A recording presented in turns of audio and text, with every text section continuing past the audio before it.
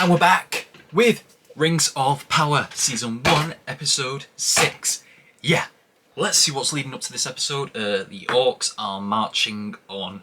I see it written down here, Ostrith.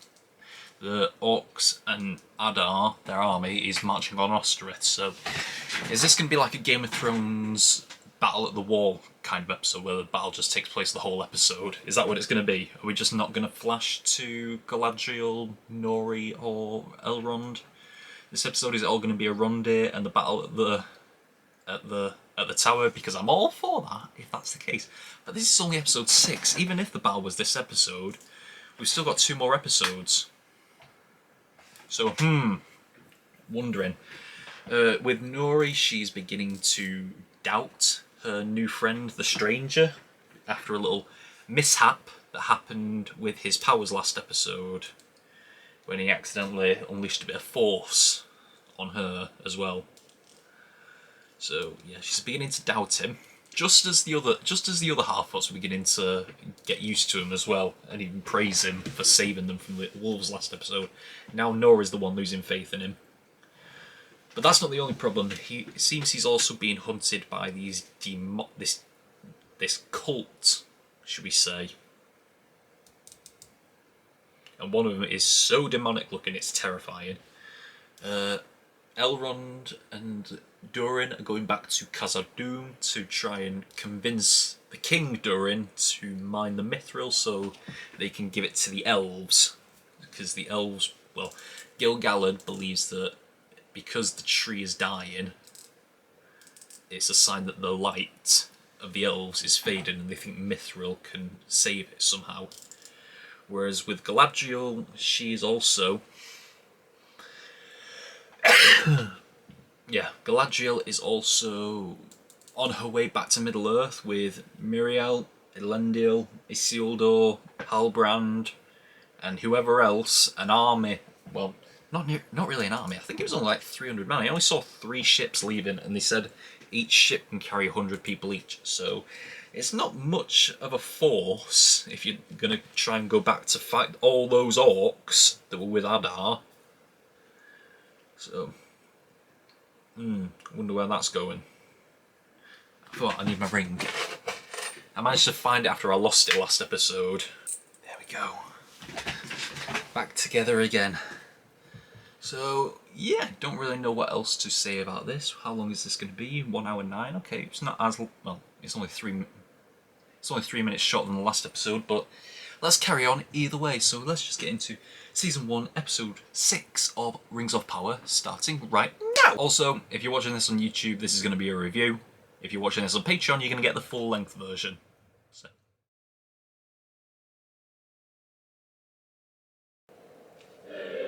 What the fuck is this?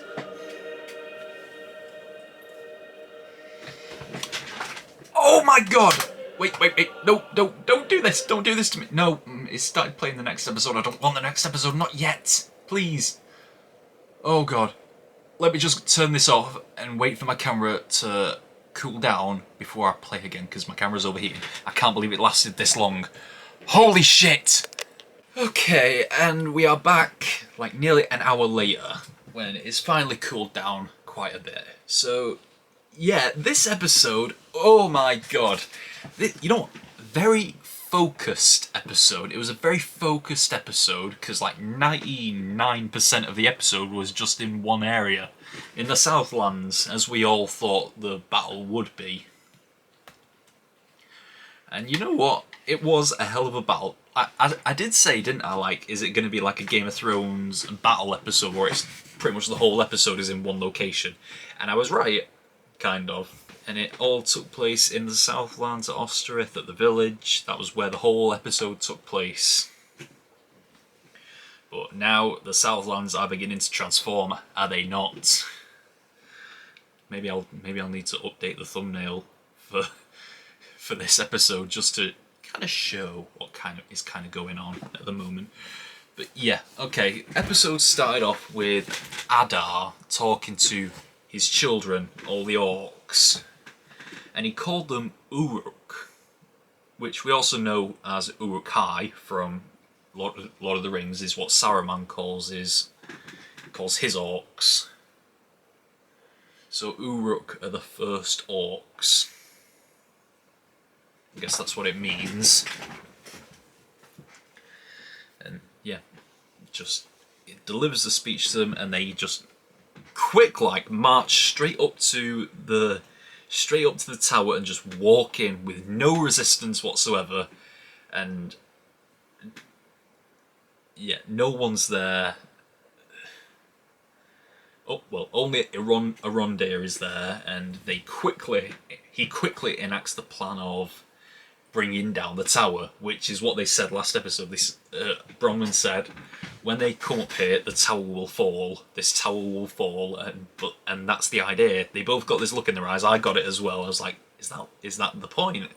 You bring down the tower on top of them, and that's what he did. He brings down the tower. He closes the gate. He traps them all inside, and the tower just collapses on everyone. Well, it doesn't kill them all. But then the tower starts collapsing downhill. It's just taking out all the orcs in the place. All the orcs still climbing up the hill as well. Meanwhile, the villagers have circled back around, and they're going back down to the village where the orcs came from, which is very smart. They must have travelled in the day, so they wouldn't be seen. Although, is it better to travel at night when? Because you can travel in. Depends. Because it's better to travel at day because so the orcs can't chase you. But if you travel at night, there's less chance of you being seen. Because even though orcs can only move only because orcs can't move in sunlight doesn't mean that they can see in the dark. Down in the village is where they intend to make their stand. A land they know a lot better than the tower. Yeah, then they start making preparations for defending. A much better plan of defending, setting up archers everywhere. But the moment when Theo goes to Bronwyn and said, "That thing you used to tell me all the time when I had nightmares as a kid, can you tell it to me now?" Because he just wants that. He wants that assurance from his mum that things are going to be okay. But she says something very specific. She said, "Shadow is but a small passing thing," and I immediately I didn't immediately recognise it, but it took me a second to recognise it. It's from Sam's speech at the end of Two Towers. But what a beautiful speech that was. It was a beautiful speech here. The writing for this show, you can tell a poet wrote it. Every line is just delivered so nicely. And then we came to said attack because the orcs, some of the orcs, not all of them, came back down to the village, and that shot of just looking out into the dark and seeing little torches pop up one by one until it becomes a massive crowd. That has got to be so terrifying. I do not know what I would do in the position that these characters were in this episode. Yeah, so then they set up a fancy little ambush where they trap the orcs in between two rivers of fire, and then just fire down on them with the archers from on top of the houses. And it was a fairly good plan. It did take a little bit of a hiccup when it first started because Bronwyn couldn't get the fire lit with the stones, and then that orc came looking for them, and he immediately slashed that woman who was with Bronwyn. Her throat got slashed so fast. This show does not shy away from the violence as much as Lord of the Rings did. So you can see I can see the bridge gap between. This is like a happy medium between Lord of the Rings and Game of Thrones. It's not afraid to embrace the darker tone and show a bit of the violence and even a bit of the blood splatter as well. Like we saw orcs getting their heads chopped off in this, and blood splatter everywhere. And then, not to mention, it got really dark when. First of all, the fight when the orcs came in. It was very well done. The fight with Arondir and that massive orc was awesome. A lot of long shots, very, very subtly. They were doing the Daredevil tactic. It simulates a long shot, but they're cutting.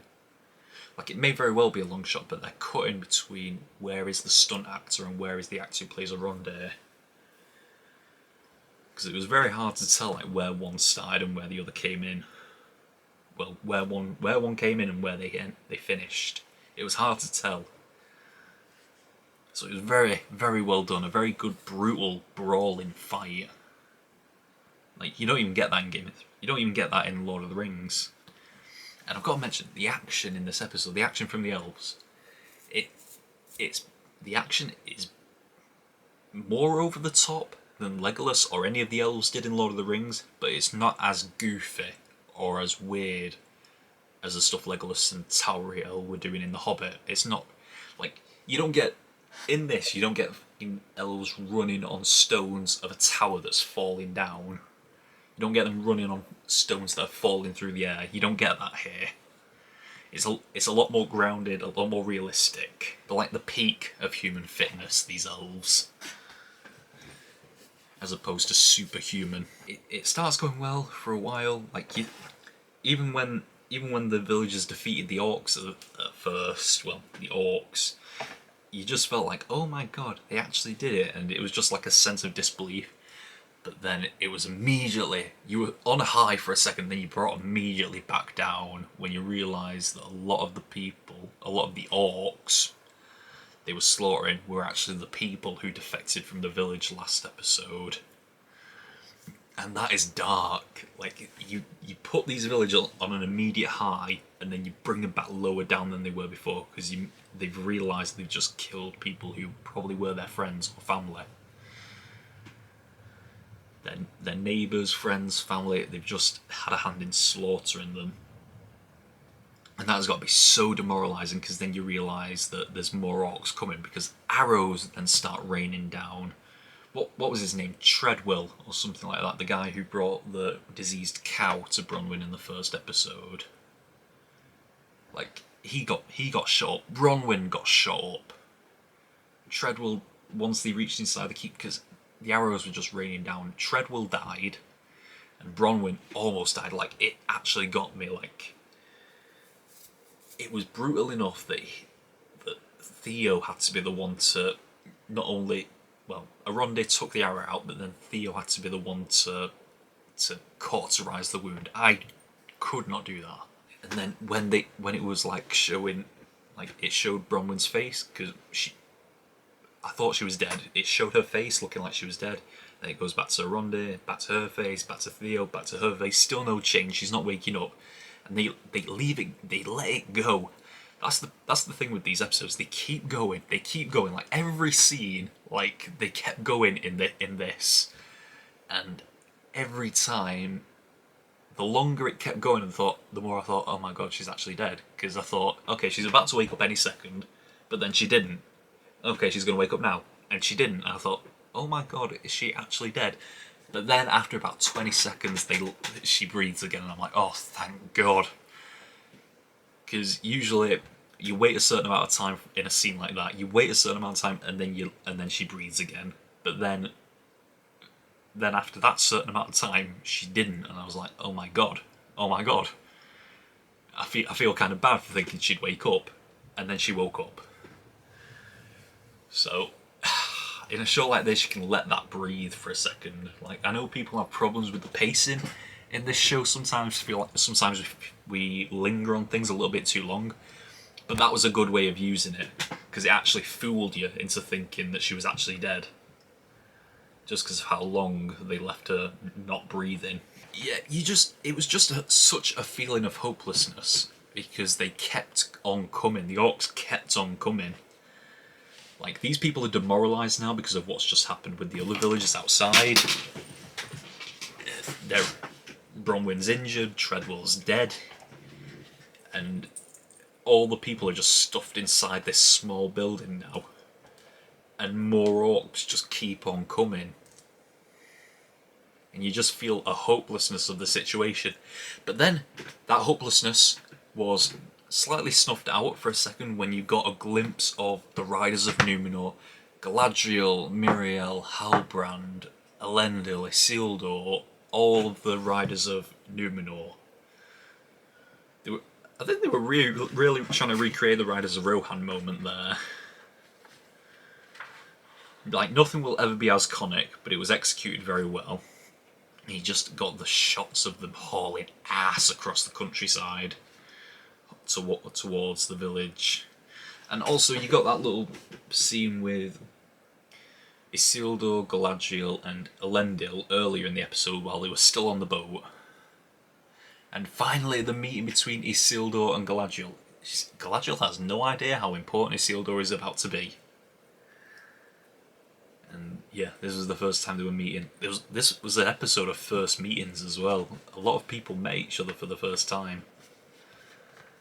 And yeah, a little bit of the backstory on, well, I won't really say backstory, but a bit of the story about Isildur's mother, how she drowned. So I wonder what kind of headspace Elendil is in to keep wanting to be on the Sea Guard, to try and encourage his son to be on the Sea Guard when his wife drowned. Like, what is he trying to do? He's still encouraging his son to go out onto the sea and be a part of the Sea Guard when he knows his wife drowned. You'd think you'd want to keep your son as far away from the water as possible. So yeah, Riders of Numenor come in and absolutely slaughter the orcs. They come through and they destroy. The clothesline with the chain between the two horses, awesome. Galadriel, Elendil, Halbrand, they're just mowing through those orcs. Even Isildur's mate, the lieutenant, he was doing very well for himself, using the teachings that Galadriel taught him in the last episode. Yeah, very well done. And we got a first meeting between... Oh, what was it? Yeah, so the Riders of Numenor were coming in, but meanwhile inside the cabin, before the Riders of Numenor showed up, you had that scene with Adar. He's a good villain. I know he's played by the actor who played Benjen Stark in Game of Thrones. He's a very good villain. He doesn't seem necessarily evil. Just he's doing what's best. He's doing what he thinks is best for the orcs, and that opposes what obviously the people are for. And then obviously they're still after the key. They're still after the blade. And he's telling Arondir, where did you bury it? Because Arondir had no choice but to bury it, because just like the ring, you can't destroy it. You can't just destroy it with a weapon or an axe. Like, Gimli tried with this thing in the Fellowship of the Ring and it didn't take. So it's cool to see that the ring is somehow the same way. So he couldn't destroy it, he had no choice but to bury it. But it turns out that, obviously, yeah, Theo has forged an attachment with that blade. He didn't want to see it just gone. He wanted to know where it was. So he spied where Arondir put it. To be fair to him, it was a very smart hiding place. There's no way they would have found that. Yeah, then they just start killing the people. One of the orcs stabbed that guy so slowly, just like it was so slow how he just stabbed him. I was like, that is probably worse than just a quick jab. Just to do it slowly, just so you can emphasise the message to Arondir, and then people just start getting slaughtered around him one by one.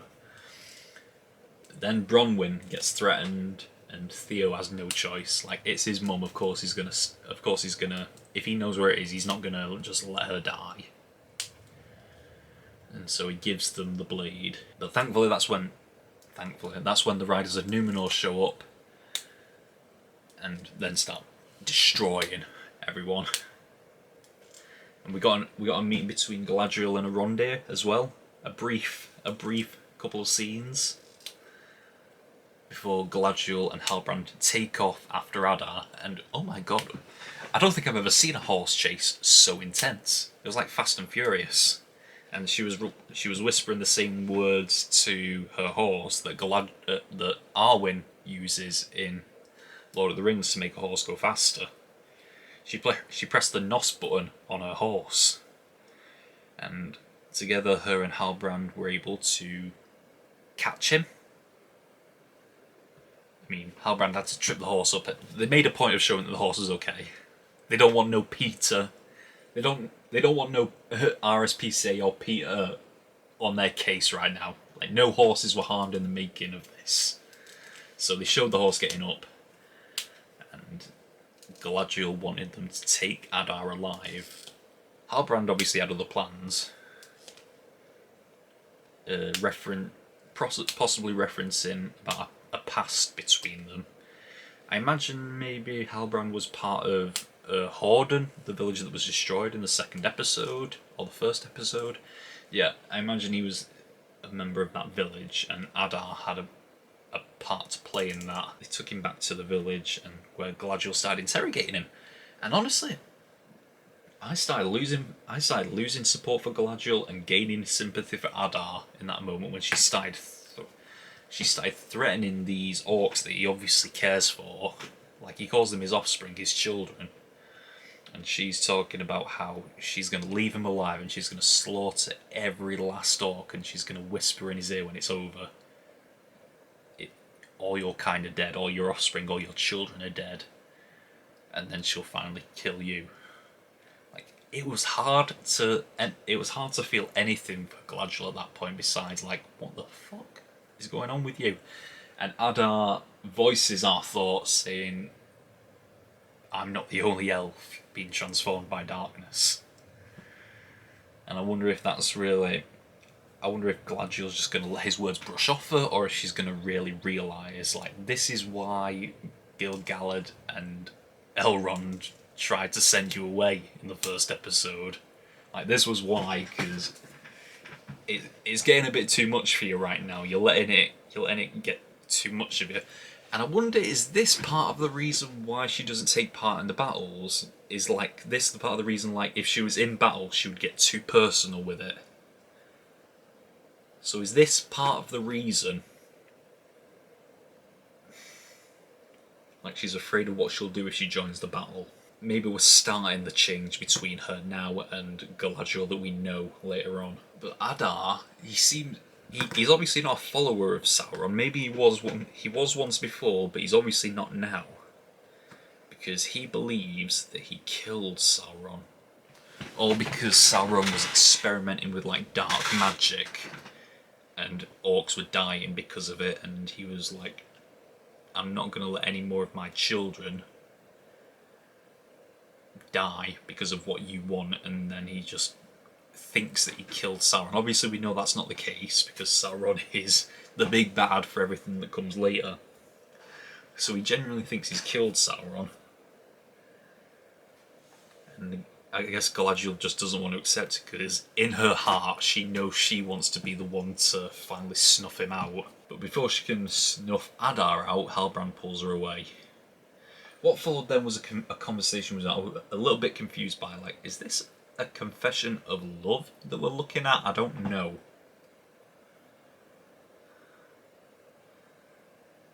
I don't believe so.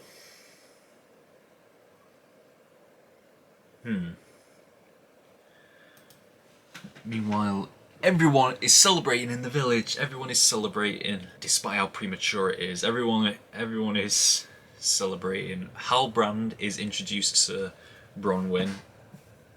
Bronwyn is introduced to Halbrand and Miriel, and I guess that was the quickest coronation I've ever seen in my fucking life, when everyone just immediately accepted Halbrand because of the medallion thing. Like I said in the reaction, it's a very Aragorn-esque story, but something feels a bit weird about it. Like, something feels off, should we say.